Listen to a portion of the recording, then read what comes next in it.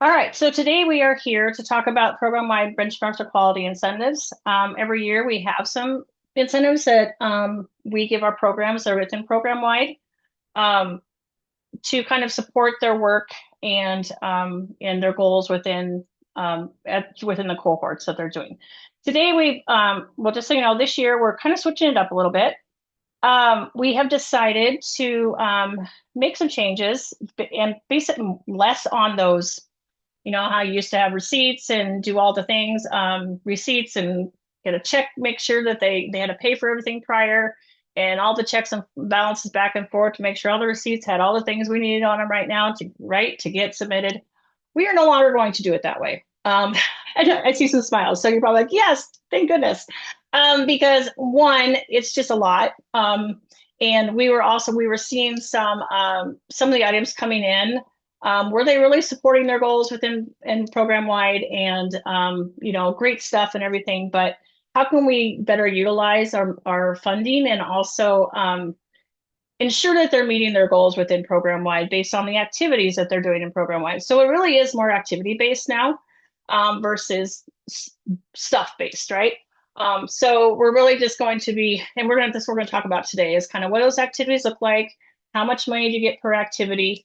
It's going to streamline the process. We're very hopeful it's going to streamline the process, might make it much simpler. And we're also going to an electronic application and electronic submission instead of email and paper applications. We are going to go to an electronic. So first year doing it this way, so we're going to give it a chance and see what happens. Thank you for your flexibility and willingness to try something a little new. But again, we're just trying to streamline the process a little bit more. And also because, our last 2 quarters are crazy. We all know that. We have a lot going on, and it's just really hard to get those receipts in and all the things without a lot of back and forth. And we're really hoping that the new way we're going to do this is going to streamline everything to a point of make it much less cumbersome on everybody, including the statewide team too, because then we have to deal with all the fiscal and everything else too. So we're hopeful it's going to work, but just know we'll probably be tweaking some things throughout the process as we're kind of working through it. So that being said, I'm going to go ahead and start. I'm going to share my screen. And we'll go ahead and get started.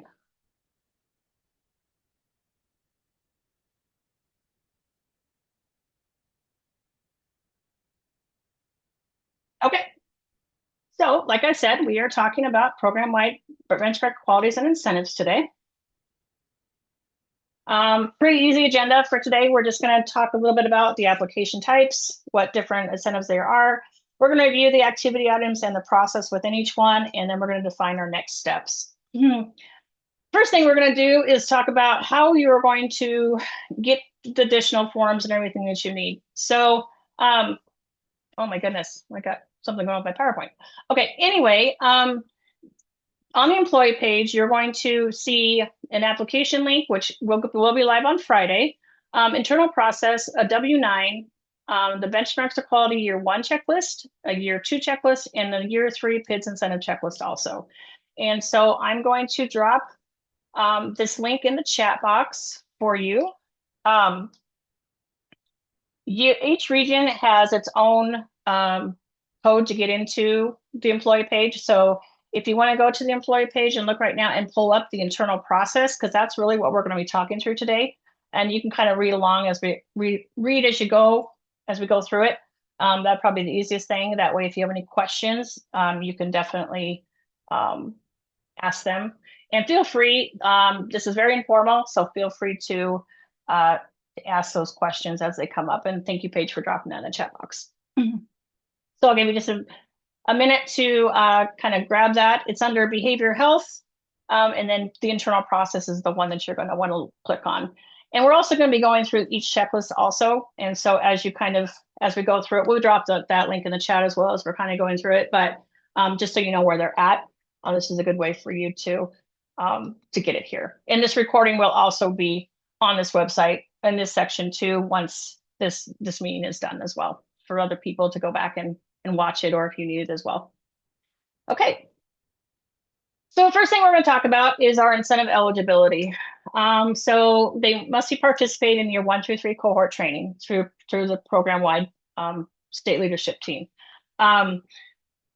That is trained through the state leadership team. In addition to Travis and Paige are also part of that training and ensuring they get that information. Programs must be assigned a CCNR program coach, and only CCNR programs who are being supported by a CCNR coach can participate in this incentive. If they're coached by AEA or Head Start, we obviously can't support them in that. So they just are going to be CCNR supported only. So that's very important. And they also must have been participating in program wide since January 2023. So that would have been 3 years ago. So your year 3 programs would have been in year 1 in 2023. And so they can all start participating in that. We do have on the internal process, you're going to see we do have 4 incentives, which includes the sustainability. We will be talking about that in a little bit, but just know this eligibility is only for benchmarks of quality and the PIDs only at this time. Sustainability looks just a little bit different.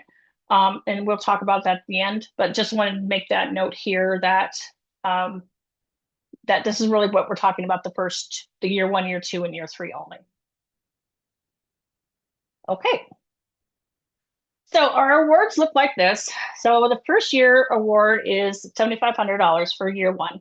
And the reason for that is those activities we're asking them to do within the year 1 cohort is there are a few more than what we would ask in year 2. So then year 2, we're asking for, we're going to award $5,000. Year 3 is $3,000, and that would be your the PIDS incentive, which we've done in the past as well. And then for sustainability, that we're going to talk about a little later, level 1 is $5,000, level 2 is $2,500. But those are awards for this year for those programs. And so now you're going to talk about a little bit how we're going to apply for those. So we had mentioned earlier that we do have an electronic application. And so you as a program coach will work with the program to complete the appropriate application. And it is electronic. It's going to be through JotForm. The programs will be awarded internally. And this application will be released on Friday, January 16th. So this coming up Friday. And only for benchmarks of quality year 1, year 2, and the PIDs. Any submissions, if this application is due by February 13th, the application only, okay? We're talking about just the application at this time. So reach out to your programs, have them complete this application. They do need to have that done by February 13th. As I mentioned, we're only talking about the 3 incentives. The 4th one on sustainability, there is no application needed for sustainability, so which is why why it isn't included in this slide. I'm going to pull up the JotForm. It is not live at this moment, but I do want to kind of walk you through it so you can kind of see it. Kind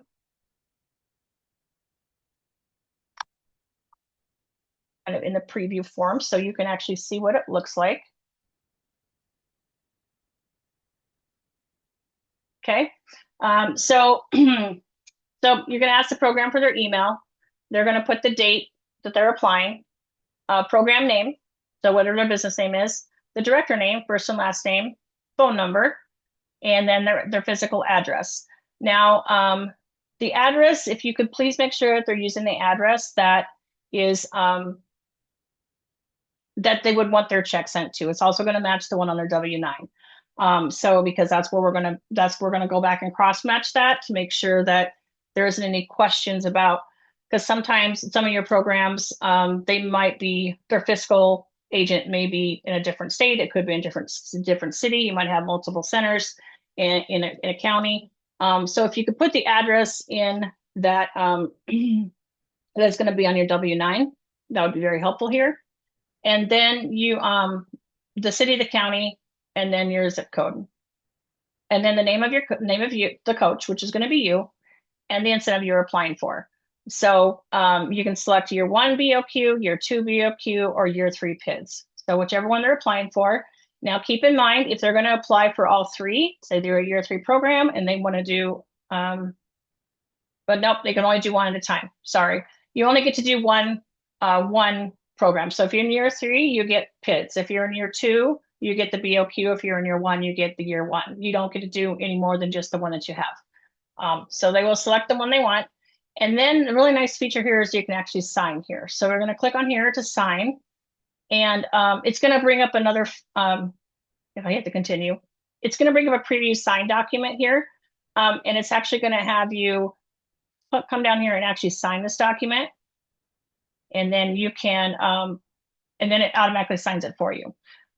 So that's, and again, that's just in the preview mode. So that link will go live on Friday to do that. It's pretty self-explanatory.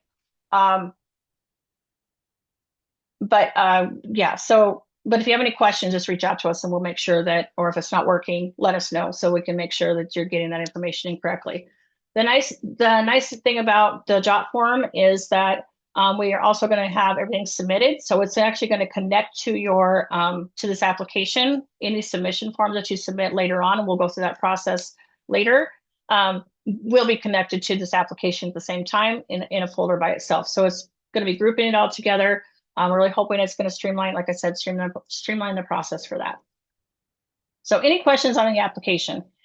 It really does mirror what we've done in the past, except for in the past, we did have all of those different categories on the application form, and we no longer are putting that here. That's going to be an additional step. So.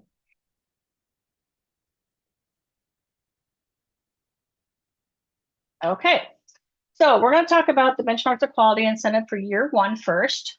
Actually, for year 1 and 2, the components of it are the same for both. They're aligned to program-wide benchmarks of quality.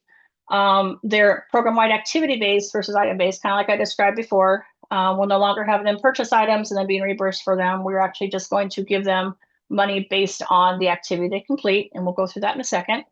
They're going to be aligned with activities completed during the cohort sessions. So things that they're doing within the cohort, year 1, you're going to be doing something completely different than what they're being asked to do in year 2. And so those activities are based on what things they're learning within the cohort training and really aligning to that to ensure the implementation of their goals. The awards are for year 1, you're going to get up to $7,500, and year 2 up to $5,000. Now you see the word up to because they don't have to do every activity on the list. And so we may initially award them $7,500, but they don't have to do every activity on the team. They might do the activities and maybe only submit for $5,500, right? And we have planned for that. But just so you know, they can get up to that amount, but they may or may not necessarily need to do all the activities because they may not have those completed or ready to be able to be able to submit those. So, but yes, but if they do, they can also get up to that amount. So, and we'll talk a little bit more about that in a minute. I'm going to click on each one of these forms and kind of walk you through each one of those activities, but we'll get to that in just a second. But just something to understand about these checklists, they are really a planning tool, okay? So it's just a planning tool for you and the program to work together to come up with those activities and those reports that you might need to be submitted. This is not intended it's not going to be submitted to us or anything else. This is really for you. It's a tool for you to use in addition to your program as you kind of work side by side with them throughout this process. Each one of these checklists includes an award amount, a description, an implementation activity, and documentation. And like I said, we'll walk through that in just a second. But one thing to note is that all documentation must be uploaded in JOT form by May 1st, 2026. And now we're going to have to make a pretty hard stop on this May 1st, 2026. No exceptions will be granted, no extensions, and they only get one opportunity to submit. So if we get something and it's incorrect, they just won't get paid for that activity. So it's going to be very important that they're working with you as your program coach to ensure that what they're submitting is accurate, and throughout that process, checking in with us to make sure that you have the right documentation. Because once you submit, that's the only time you're going to be able to submit. You get one time to submit, and there will be no extensions because we, as the needing to process the payments, have to have everything in by May 15th to our fiscal agent. So we just need to give ourselves that time, the 2 weeks, to be able to process and get them into fiscal. And so we have to be very, very clear about that May 1st deadline. So just be working really closely with your programs to make sure that everything is in line and everything is that you have everything you need. So any questions on that at all?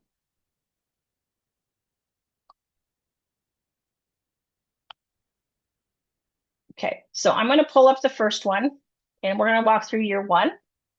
And Paige, if you could drop the link in the chat box for year one. And also it's on the employee page as well. So this is the checklist and for year one, which is $7,500. And you're going to see it's going to be broken out, again, based on the program-wide benchmarks of quality. So you'll see here for established leadership team, we have $2,000 that we're going to award for establishing a leadership team. It gives you the description of what that is. And then these are the steps of implementation that we're asking to do during the cohort training. So you have mission and purpose. You must submit the mission. Monthly meetings, your schedules, your minutes, your ground rules, your agendas, etc. They must submit their minutes. Implementation plan, they need to submit the document. The implementation plan is the document that you get at the first day of cohort training to kind of outline your goals, that kind of thing. And then to ensure all roles are filled, including the program coach role, which means that you must meet 80% of attendance to cohort training days. So the programs, the roles must attend your cohort training 80% of attendance to be able to get this full $2,000. Now, all of these steps of implementation need to be submitted to get the $2,000. If you miss one, they don't get the full, they don't get the amount under this heading, okay? So be very clear about that. So the documentation to submit for the leadership team is your leadership team mission and purpose, your monthly meeting minutes, at least 6 months worth, implementation plan document. So that must have the goals in each BOQ section listed, and then a list of your leadership team members and which role they are. And then the attendance is checked to the program-wide training team.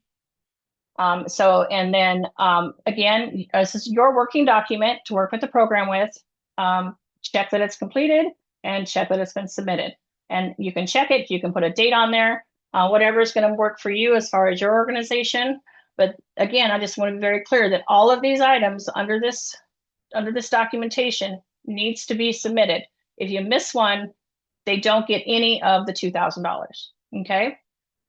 So again, it's just important that they're working very closely to make sure. And one submission is all we're going to be able to get with this. So the second one is staff buy-in. You're going to get $500 for staff buy-in. And so the year one steps of implementation includes staff poll, staff buy-in activities, and opportunities to share and receive information with staff. So your documentation to submit would be your staff poll results, evidence of created materials or processes to support staff buy-in, so screenshots, photos, attached documents, that kind of thing, and evidence of created materials or processes to show information sharing and receiving with staff. So again, the screenshots, photos, attached documents, that kind of thing. So again, they have to have all three of these to be in order to get the $500. If they miss one, we don't pay out the $500. Okay. The next one is family engagement. Give $500 for this as well. Their steps of implementation is to share information about EC-PBIS to families in a narrative and gather and use feedback from families in a narrative as well. And so here's your documentation to submit. You must have both in order to get the $500. Program-wide expectations, you $1,500 for this section. The year one implementation steps include program-wide expectations, the expectations and rules with staff on how you're sharing those, creating the visuals to support staff in the use of expectations, and then share expectations and rules with families.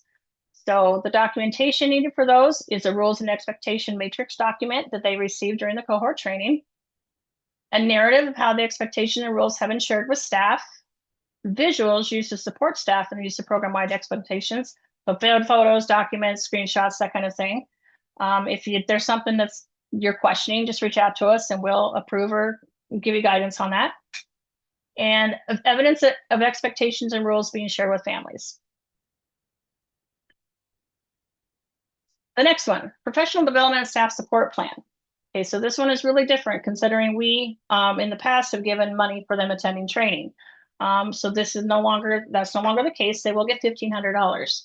And as far as their steps for implementation is to identify a coach and complete a PD plan to include practice-based coaching and assessment tool. They also must plan for modules training for staff. They also the coach must attend the practice-based coaching training. And they also must have incentives for staff. And so your documentation for that is a narrative of a professional development plan for your practitioner coach, which is that internal coach within the program, right? And it must include the practice-based coaching and assessment tool trained in the plan, okay? A narrative of a professional development plan for staff to receive module training in PBIS curriculum for the age group they serve. So just a narrative of what that plan is going to be. They don't have to take now keep in mind, this is the plan, okay? This is not a record of them completing the training. It's a plan of how they're going to do that. So if there is, say do you have a program that hasn't quite finished, not everybody's finished the module training, and that needs to be completed, a plan of how that's going to get done is all we're asking for, okay? So not a record that it's been completed. A training certificate for the practitioner coach, which again is that internal coach attending practice-based coaching training. A certificate or iPower training report is totally fine for that documentation. And the narrative of plans for implementing the incentives for staff. So again, a plan. It doesn't have to say it's been completed, just an action plan of what steps are going to be to get that done. And I'm going to pause there for a minute because I do want to ask Paige real quick clarification on that. Does it have to be on a specific form as far as an action plan, or can it be on any kind of documentation? I believe anywhere where it says narrative, when they get into the job form, there will be a box for the provider to type in, just to kind of give us a narrative of what they're talking about. I believe that's how Travis is building the forms. So anytime it says narrative, they can either, if they've typed it out on a Word document, they can just copy and paste it into that box if they want to, but it'll be like a box for typing in. Okay. Yeah, thanks for clarifying that. Okay. So the next one is procedures for responding to challenging behaviors. That's going to be $500. The year one steps of implementation that they received during the training is procedures for responding to challenging behavior to review and evaluate the effectiveness of the current guidance policy. And so for documentation, we're asking them to submit their guidance policy document for that purpose. So again, they'd have to have that policy and submit it in the job form. And they're getting $500 just for that. We know that that is a huge step and it's a huge ask. So we are kind of paying out a little bit more just for one document. The next one is the monitoring implementation outcomes for $1,000. So this is your data piece. Step one of year one steps of implementation include the monitoring and implementation of outcomes, which the BOQ and PIDs. So is it uploaded and completed? And are they appointing a data coordinator and must have them attend the PIDs tutorial? And so there is a PIDs tutorial that the state leadership team offers every year. There is an attendance list attached to that will be reviewed and marked accordingly. So in the job form, there's going to be a place to put their name as far as who that data coordinator is, and then we'll go back and double check that attendance list of that training to make sure that they have attended. So they're not going to need a certificate, but we can do that cross check within there. So, okay, so that's $1,000 for the data piece. Yeah, and that's actually the last one. So there we go. So any questions on that before we move on to year two? I have a question on the establish a leader team piece component. Okay. All of those members have to be identified for them to be able to claim that. So if they're a year one and they don't yet have a family member on their team, they're not eligible for that, correct? We do not require a family member in year one, so that wouldn't be a requirement there. So I'll just give you a couple of things too as we were talking, Monique, that I was thinking. So a couple of the whys behind this, as you guys are kind of watching this as she's going through it. This is aligned to everything they're doing in cohort training. And so the lens to kind of view this through is like, it's an incentive to fully participate within cohort training. And that's kind of, you know, directly from that feedback that I think we've all been talking about for the last few years, and that frustration of like, how do we get programs to fully buy in and participate to this? So we kind of took this incentive and like, let's turn it around and think about it differently. And even though we can't require them to participate, we can incentivize them to fully participate. So if they're finding, and that's why it's broken into these sections. So, you know, Amber, if you're finding that your program is just really does not have leadership team figured out yet, like that's something that they have not accomplished this year, like they still can get incentives for doing other things. They just wouldn't do this section, because we want to be flexible, but we also want to say, if we're going to give you the full amount, it means you're doing a full level of participation throughout the year. We've aligned this with program-wide cohort training as far as what we're going over throughout the year. And I know that the submission day for this is happening before the final day of year one cohort training, but we complete the benchmarks of quality and the planning around those by the second to last day of year one. On the last day, we're doing a strategic plan with the programs, and they're presenting what they've done over the year. They have completed going through these BOQ items that on the second to last day, which I believe would be happening in March. So they've had the opportunity to kind of see all of these things and work with their leadership team in planning. And you'll see as Monique gets into year 2 and year 3, the sections and the items are worth different amounts because we're focusing on different things. So like in year 2, you're going to see that data piece is worth a lot more because we're spending a lot more time in that and those procedures for responding to challenging behaviors, versus we're maybe spending less time in establishing a leadership team. So you're going to see those amounts fluctuate to reflect the amount of work that they're having to do in each section. So it's a new way of thinking about this for sure, but we're hoping it sort of helps, you know, chip away at that frustration that we've had about programs signing up for this but not wanting to participate, if we can kind of incentivize that full participation. So sorry, I just wanted to kind of give you some of the whys as you were looking at these.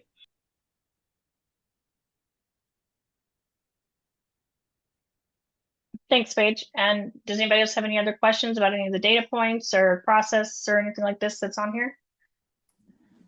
Monique, can I ask a question really quickly? Yeah. So you talked about how they have one shot to like turn everything in. Right. And some of these things are narratives. So if they don't include enough detail in their narrative, they just won't get it, correct? Paige, you want to? Yeah. So I mean, I think you and Travis have kind of talked about that a little bit. So I think we're not planning to be fairly strict on those narratives to say like you have to hit 17 bullet points under each one.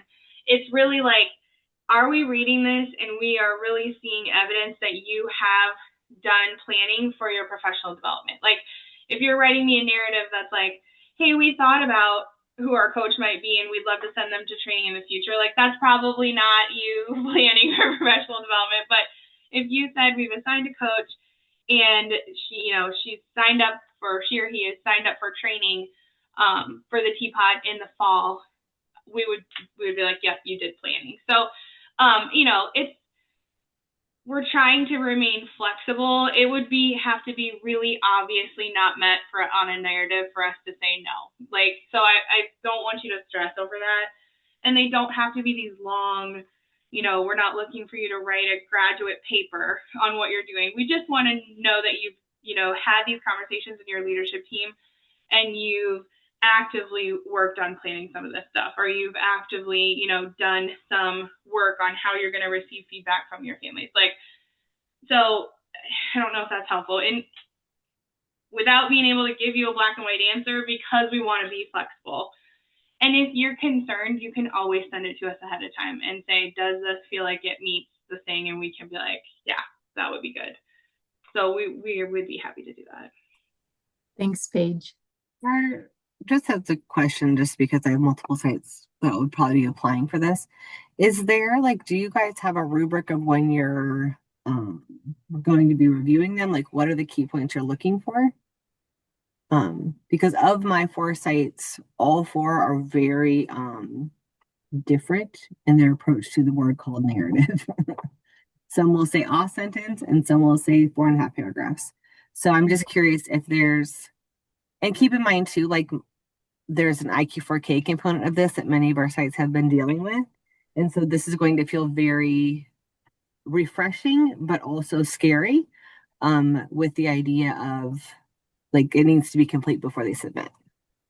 And we've heard that feedback about IQ4K too, which is why we're trying to stay in the spirit of trying to keep it more open. So to that, I would say, Jenny, if you can tell me, like, for example, I'm looking at family engagement, and the first narrative there is information about how EC-PBIS program-wide has been shared with parents. If you can tell me in one sentence how you shared it with parents, like you said, I put it in my newsletter, I put it in my handbook, and I sent out an email, I would be like, you shared it with your families. If you want to write me a 4-paragraph that explains how you did parent night and you got in all these touch points and all these things, that's fantastic. You also shared it with your family. So like, and I think that's where we want to make sure that we are making it accessible to all those different types of programs, because for me, I just want to hear how you know, really simply, how did you share it with your families? And if that's bullet points, if that's a paragraph, if you can do that in a sentence, like as long as I can walk away feeling like I know what you did, I would say yes to that. I mean, Monique, I don't know how you feel, but that's what I would say. Yeah, absolutely. We're not going to be, like she said, we're going to read them and we're going to know whether or not you're close or not even close at all, right? Because when you talk about a plan of something specific, that's going to be very clear. But as always, if you have any questions and you're just like, is this really going to meet the requirements, just send it to us and we can look at it before you submit it. And we can do some back and forth like that. We just have to be very clear that your one submission, we just can't ask them for another submission. We can't go past that deadline. So, but we can do some back and forth in between before you submit if you have any questions on what they're gathering. So well, I think I appreciate it's about the showcasing that you're doing it, right? Yeah. And it's really, we're not about holding back money from people. So I think that's the other piece, I think, where it's helpful, because my programs will compare notes. They approved this one, they didn't approve that one. It's like, oh, so that's good to know that we're looking on the air of just telling us how you do it and be thorough in your answer. Yeah, for me, it's really has nothing to do with how you put it in there or the format. It's just, I just want to feel like I know that you did the thing. And that's how we would accept it if we were talking about it in training. You know, like if we asked it as a question and said, can you give us some feedback at cohort training? And they said, this is how I did it. And we would be like, yeah, you did. And that's kind of how we're looking at it. It's just like, are you communicating what you're doing and it's representing what we're talking about in training? And I feel like you guys are pretty well versed in that as well. So like, you're going to know too, like they did it, they didn't do it. But always, like Monique said, if you're unsure, shoot it to us in an email and we'd be like, yeah, that says they did it, because here's what I saw in that sentence, you know, that represented that they did. So I have a question about the submission.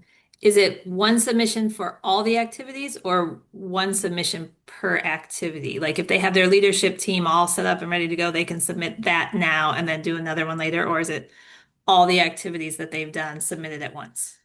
It'll be more like when you submit a grant, like how you gather everything and then you do one submission of everything. It'll be like that. So that's why we put together these planning documents. So you can use them as a tool to kind of help you gather all the things you need for each section. And that's why we put those 2 columns in there that says completed and submitted. So your program can say, like, I know I have all of these things completed. Now, as I go through and upload them into the JOT form, I can mark that they've been submitted as well. So they kind of have that planning double check. But it will, I know in the past we've been able to just be like, oh, I have, you know, they've had these 3 receipts that were big ones. Can we submit them? And then they can do additional. And we've done our best to accommodate that because we know it's hard for them to pre-purchase items and wait for a reimbursement on a large amount of money. But since we're not doing that this time, it is really difficult for us and our fiscal department to manage the multiple different submissions and like what goes with which application. So this time we're going to say you just wait till you have it all and then sit down and submit it at one time.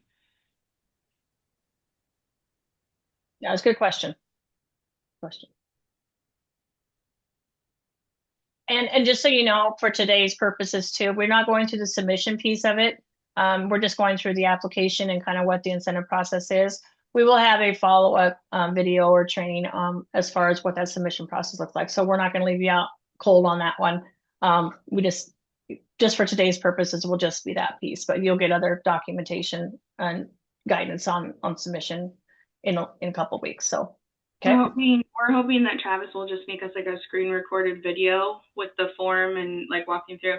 We haven't told him that yet, but that's what we're hoping he'll do. So He's gonna watch this and he's gonna go, really, guys? Just kidding. But yeah, we're kind of hoping that's gonna be the case. It's just something you can refer back to whenever you need to. So, but yeah. All very good questions. Anything else before I move on to year 2? Is year 1 going to get information about PIDs and a data coordinator at their next cohort day? So they should already have an account in PIDS because they were asked to do that at orientation because they entered their initial BOQ into PIDS. And I do believe we talked about assigning a data coordinator during the leadership team piece, but I will double check that. And if not, we will talk about it at the next cohort day. Good question. Okay. All right. So I'm going to go ahead and talk through year 2 now. Very similar process, just the activities are going to look a little different.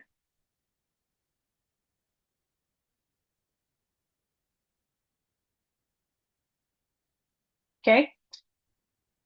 And okay, so here's the document. Again, set up the same way. We have the component, and then you have the description, and then what your implementation steps are, and then your documentation.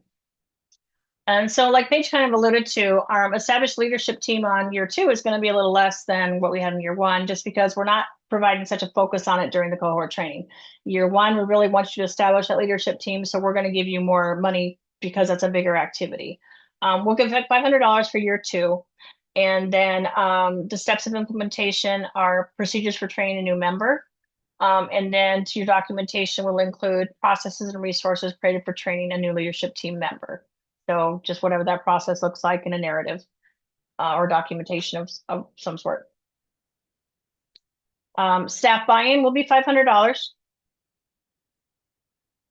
Steps of implementation is to share the implementation plan with staff and gather feedback.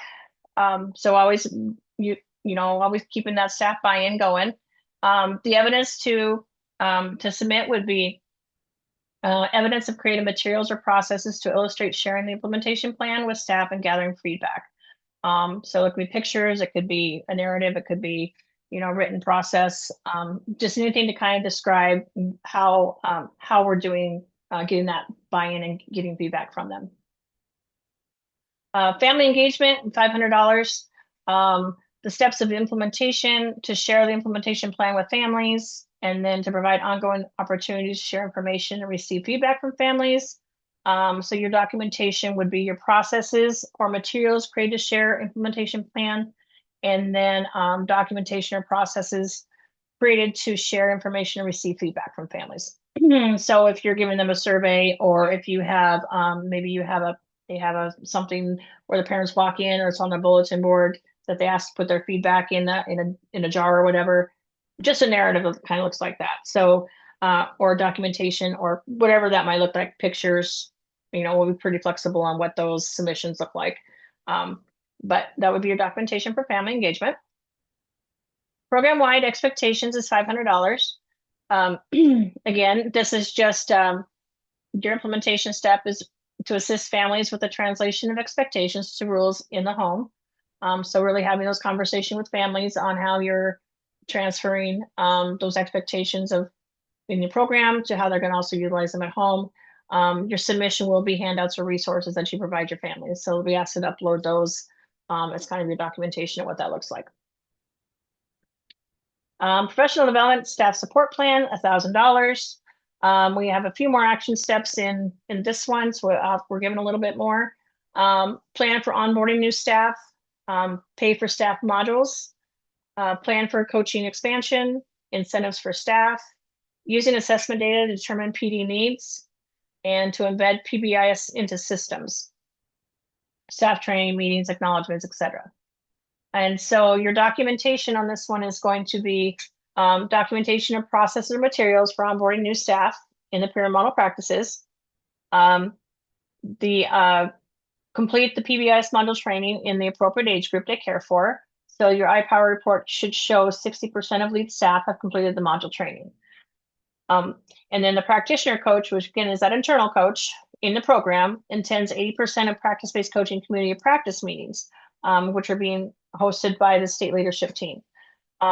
So you'll need to list the practitioner coach, and then the attendance will be verified by the EC-PBIS coordinator, who hosts those cohort the community practice meetings. Documentation or process and materials created for staff incentives. So just an outline of how you incentivize your staff for promoting PBIS and pyramid model practices in your program.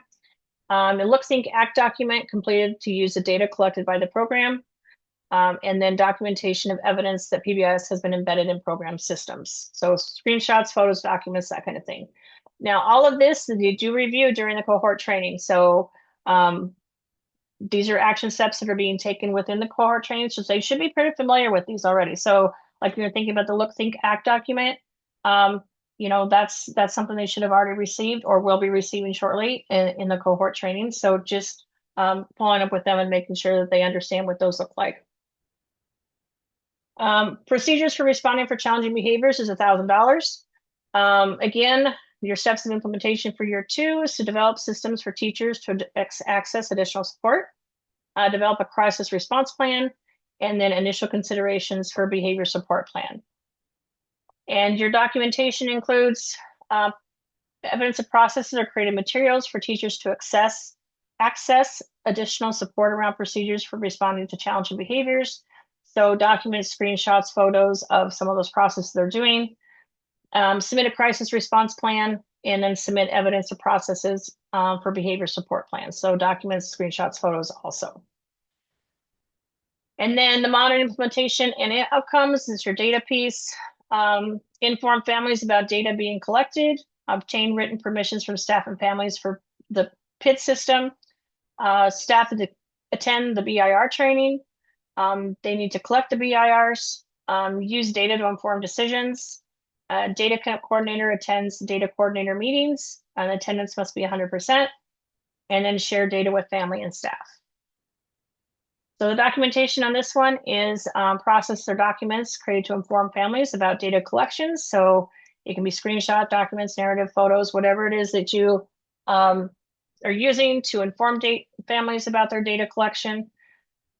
Documentation, a process of obtaining family permissions. So again, if it's a form that you're using or a document within a document, go ahead and submit those.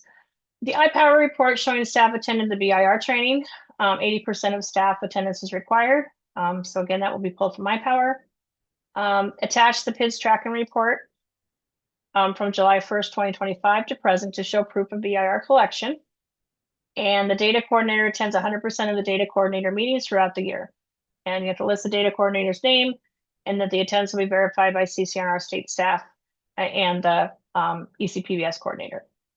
And then the last thing to submit would be a narrative information about how data is being shared with families and staff. So that is the end of the second year. I'm going to stop sharing because I'm sure you guys have questions. And so let's, what questions do you have about year 2? I'm sorry, I'm going to keep asking questions. I guess my question is, if there have been issues or they were unaware of the need for attendance in some of these where you have to have 80%, then they're just automatically out those dollars, correct? Like if they didn't make it, if they had staffing issues or whatever and they couldn't attend in the first part of the fiscal year, then those sites just don't get access to, or you have to have 80% participation. You mean for the program-wide training cohort days? Is that what you're talking Not the about? cohort days, but like the other. The data coordinator ones and the Yeah. BIR. So like the BIR, that is a training that they would bring into their center, because like our RBHs do that training. So I mean, hopefully they would have 80% if they're bringing it in. The data coordinator meetings, I think she only does 2 or 3 a year. So it sounds, like a lot of things, but it's not. The coaches community of practice is probably the biggest one that would, require attendance. And again, it's thinking about it like we're incentivizing their full participation in this implementation process versus how we kind of in the past have been more like, we're going to do everything we can to give you the full amount of money. This time we're kind of twisting that around and saying like, we're trying to find ways to get them to fully participate. So we're incentivizing your full participation. So it is going to take a little more effort on their part to get the full money. And I agree. I think where there will be feelings is that they were unaware of this at the beginning. So I think that's more of where I can navigate the feelings, like that's fine, whatever. I think it's just really hard to ask programs to do something that they did not know was tied to money for the first part. So I just, as a heads up for feelings coming your way, there will be feelings potentially. I'm fine with your system. Like, that's fine. I have told many programs, sorry, you're just not eligible for this, and I'm cool with it. I just want you to be aware that because this wasn't upfront, there could be feelings. Yeah. And I like I love your reasoning behind it. I think it makes total sense. Mhm. It just will be frustrating for some who were unaware that this was tied to dollars. Yeah. And I understand that. Hopefully the idea that, it's maybe just one section of funding that they can't get. It's not the entire, grant award amount. Hopefully that will help. I mean, of course, we wish, we could get it all and we could do it all and we, all the things. But yeah, it's just kind of, we will help you navigate those feelings if your programs are having them. Feel free to send them our way and we can kind of give them some of those whys as well. So. I would also Absolutely. I feel like the year one documentation was a lot more clear about what you're wanting.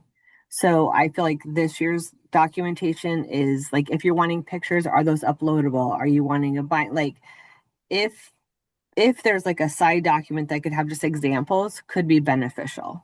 Okay. Just because like a lot of times, what did you say something about evidence? Well, what does evidence actually mean? And can you upload it in the JOT form?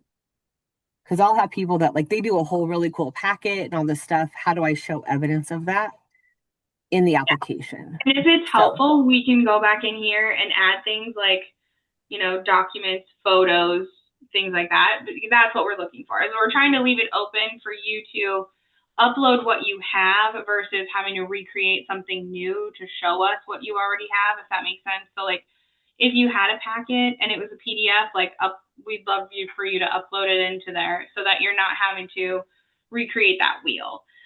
If it's a policy in your handbook that's showing us a process of how you are, orientating a new leadership team member, you can upload that page of your policy handbook. You can copy and paste it into, Word document to upload. We want to try to leave it open so that we're not making them do extra work to just simply to format things, the same way as everybody else. But if it's helpful, we can put kind of like we did in the first one where it says like photos, documents, things like that. Yeah.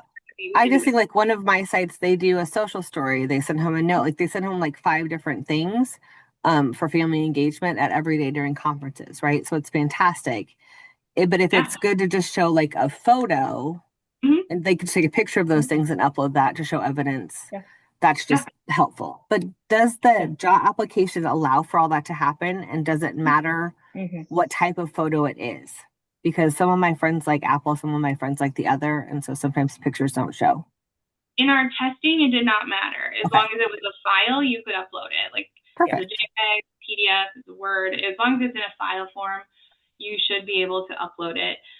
If there's issues with the form, like if they're having like, I have this thing and the form will not take it, obviously contact us. and we will make sure to figure it out or say, submit it to us and we'll input it into their file. Like what we don't want to do is make this more complicated for our programs. And so that's where it's a little bit open-ended, because we don't want your program to feel like, well, I do a social story, but you want me to submit everything in a Word format, and so now I have to go back through and like remake that. That's what we don't want to do. We want to encourage them to run with the things they've done and are working well. We just want to see them, so how does that, what's the best way for you to show me them is why we've tried to leave it open. Paige, I don't really have a question, but a lot of the things Jenny said, I was thinking as you were going through the year two. I like the process. I like the idea behind it. What it made me feel as a coach, it reminded me that my year two program is still very much in a year one cycle of keeping things where they're at. So I think we're going to have to be prepared to put out some fires I know this is where, the quote unquote book says you're supposed to be. It's okay that you're not there yet. I mean, there's no way they're doing the BIR stuff. They can't consistently get it down. But my one that might be an actual question is there was a couple of spots where you talked about the implementation plan and sharing that with staff and families. I don't know that my program has written their plan in such a way that they would want to share that with. I don't think they ever thought it was something that would be shared outside of the leadership team. We need to share that document specifically, but I think what we're talking about in cohort training is like, we need to be starting, first year, we're talking about like, yay, we're doing program-wide PBIS, let's hype everybody up, tell everybody what it is. But like now we have to start to tell people, what does that mean to our program? What are the steps that we are implementing in our program that is program-wide PBIS implementation? So you're maybe not sharing that document, but you're talking about, we are focusing on our program-wide expectations, and these are the steps that we're taking as a program. And maybe that goes in your newsletter, maybe that goes on your touch points of your board, or so it's more about we started with kind of gaining momentum and talking about what it is, but then we have to move to talking about what does that mean to us as a program and what are our steps. That's what we're talking about, not necessarily sharing that specific document, because I agree with you, there is some concerns sometimes on there for privacy of staff or whoever if we're sharing that specific document outside of our leadership team. Okay, I appreciate that. That makes a lot more sense, because there's no way they were going to share that implementation plan with people. So got it. No, that's a good question and good clarification as well. So we have about 7 minutes left. I want to be very cognizant of your time, but I also know you're going to have questions. So I'm going to just encourage you to email us if you have any questions as we're kind of going through any more questions you have as we're kind of going through this process. We're always open to having a conversation, meeting on Zoom, all the things. So be sure to reach out as you have as those questions come up, because we're definitely here to support. So, all right. We're going to talk about the PIDS incentive real quick. Some of you did this last year. But just know that it is aligned to the Pyramid Model Implementation System, which is the PID system. It's activity-based, obviously, and again, like the other ones are, and it's aligned to what some of those activities are you see in year one and year two. So they've been working up to this point in year one and year two. Now they're in year three. They can now get incentivized for that. The award is up to $3,000. Again, just like before, this checklist is a planning tool. It includes an award amount, description, implementation activities, and documentation. Just like the other ones, it must be uploaded into JotForm by May 1st, and no exceptions will be granted, and one submission will be allowed. So nothing different about those terms. But I did kind of want to walk through this real quick.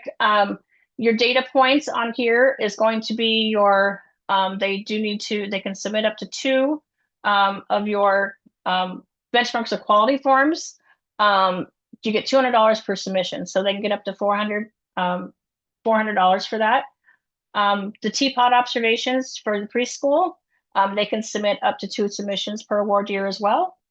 So if they do one in the fall and one in the spring, you can get 2. If they only do one, they can only submit 1. So then that's fine, but they can't submit any more than that. They only get to 2. The teaching pyramid observation scale for infants and toddlers, the tippy toes, again, up to 2 submissions. You get $500 per submission on that.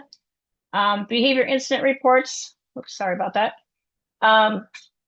For the BIRs, you must upload at least 10 or have at least 10 marked in there, but you can have more than that too, but we're looking at a minimum of 10 per award year. So throughout the whole year from July through June. So I'm looking at $1,000 per year for 10 of those behavior incident reports. And for all of those that I just talked about, it's the tracking report within PIDS. And we can definitely help you run those reports if you need some help getting those and getting some support on that. The classroom data and child demographic information. It's basically that report on page 1. It just kind of tells you what the child and the demographic information that will needs to be submitted. And then program leadership team and role. Again, you get $100 for that. It's on an export report where you can just see them listed.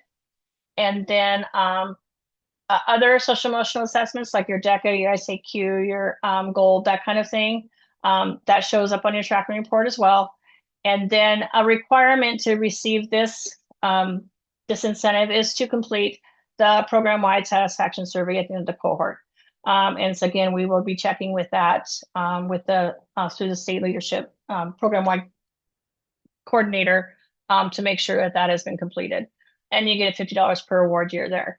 And just like the other ones, you get up to $3,000. You don't have to submit them all. So if you submit your benchmarks of quality and you submit a tippy toes, you get that amount. But you can get up to $3,000 for that. Documentation examples are within the internal process, so I won't go through those today, but if you look at internal process, you'll see some examples of what those documentation could look like.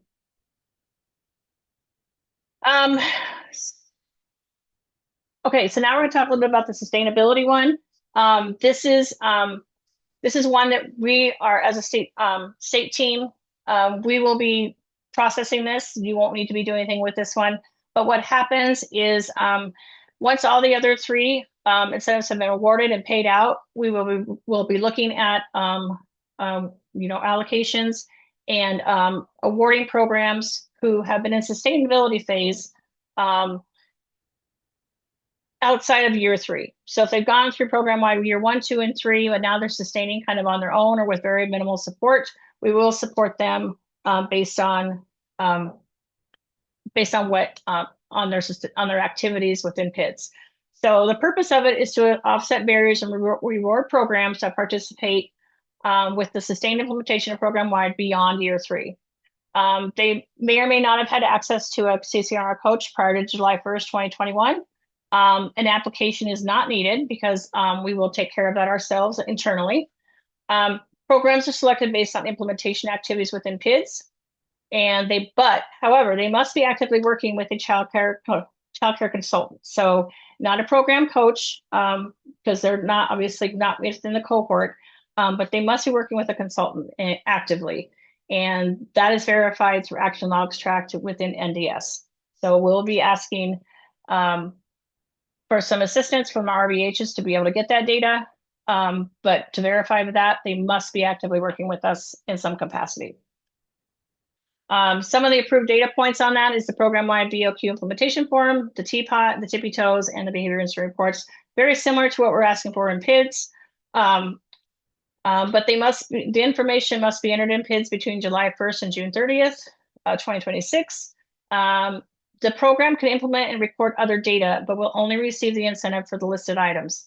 The RBHs will submit the documentation to verify program is actively working with CCR&R, and then the statewide team will provide documentation from PIDS for each program and complete the fiscal memo accordingly. So we'll do that all internally. Again, that's a very quick turnaround. By May 15th, we'll have those awarded and processed, so we get those processed by June 1st. So we fall within our fiscal processes. But just so you know, it's out there, it's happening. You may or may not support those programs, but we are offering a 4th one as well. And we did do that last year, right, Monique? So Yeah, we did. And it has not changed from what we did last year. And year 3 PIDS is also the same as what we did last year. You're just using the JOT form to submit versus sending it to us, but it's the same. Yeah, good clarification. Thanks, Paige. Okay, so some final steps, final notes on this is for the next steps for you is to communicate with your programs, the incentive information, and review the documents with them. Encourage the programs to apply by February 13th. That is the deadline for application. Watch for guidance on uploading documents for submission. Note the submission deadlines of May 1st. Well, that's frustrating. And then connect with the behavioral team with questions. And you can connect regionally. Obviously, some of your behavioral specialists are on in your region today, but they will also receive this information. Or you can connect with us statewide as well, and with any questions you might have. So, and we really encourage that. So please, if you have any questions at all, we want to make sure the programs are not, the purpose of these incentives is to make sure we're breaking down barriers, and we don't want to create barriers. So make sure you're reaching out, asking for clarification on anything. So we want to make sure this process is as seamless as possible. So I appreciate your time. Thank you. And again, reach out if you have any questions. So appreciate it so much. Talk to you soon.